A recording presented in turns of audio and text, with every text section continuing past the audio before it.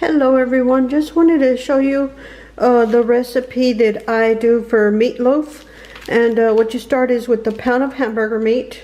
I do the 80-20, but you can do the higher percent on that, the leaner one. That's just the one I do that. And I have a small bell pepper, a small onion and bell pepper. And I do have some frozen bell pepper here that I'm going to also add into that meatloaf. So you're going to need onion, bell pepper, the meat. This is tomato sauce, and I usually do 2 cans, maybe 3. And then the last thing I do is add rice.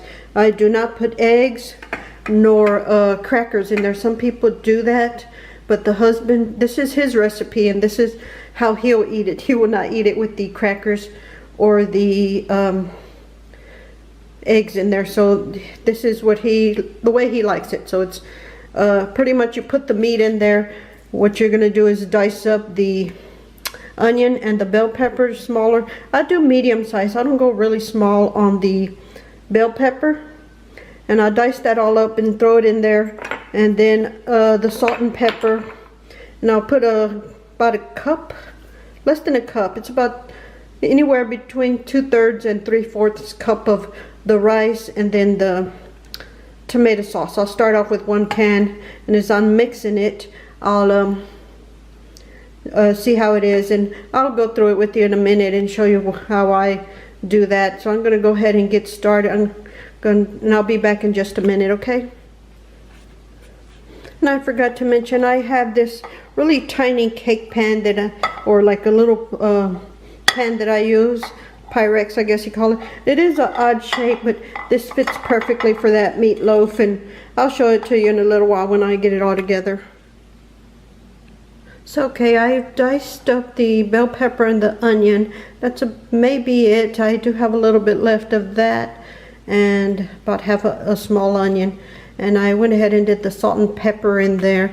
I'm going to start mixing that. Okay, and I have that mixed up. If y'all can see, it's all mixed in, and it's about a good amount of onion and bell pepper. So I'm just gonna dice up the rest of that bell pepper and freeze it. The onion, I'll just put it in the fridge, and then I'm just gonna add the. Okay, now the rice is in there and it still looks good. So next thing I need to do is add a little more salt and pepper to compensate for the rice that I put in there. And then I'll add the tomato sauce, and I'll be right back. So, okay, so here's the finished product. Sorry, I do use my hands. I don't use gloves or anything, and my hands are nasty. But this is the finished product. And what I'm just going to do, you don't spray the pan or anything, and it is ready to go in the pan. And I'll show you what that looks like in a second. Okay, so this is what it looks in the pan, and it's perfect size. What I did is just put like a line right there and just pat it out. What I'm going to do is put the rest of the tomato sauce in there, and I will cook it about an hour at 350. But you want to check on it. Once it gets golden brown, I think it has to reach 180 of internal temperature, it's ready to go. I did add a little more of that bell pepper, and I'm going to just freeze the rest of that. But I like to see the green on it, and there's quite a bit of green. It's not showing up right there, but there is a lot in there, and that is about it.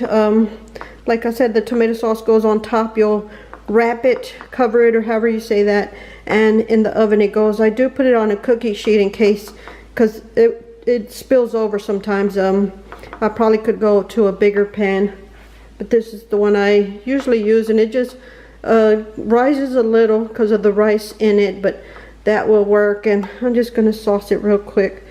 You just put sauce all on the top like that, and I will try to show you a finished product.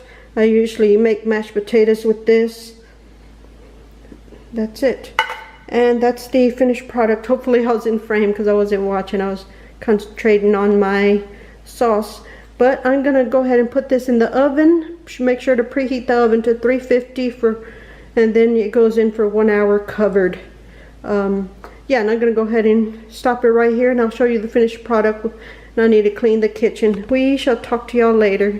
Y'all have a wonderful day. Hopefully y'all enjoyed this recipe. And y'all have a lovely day. Bye.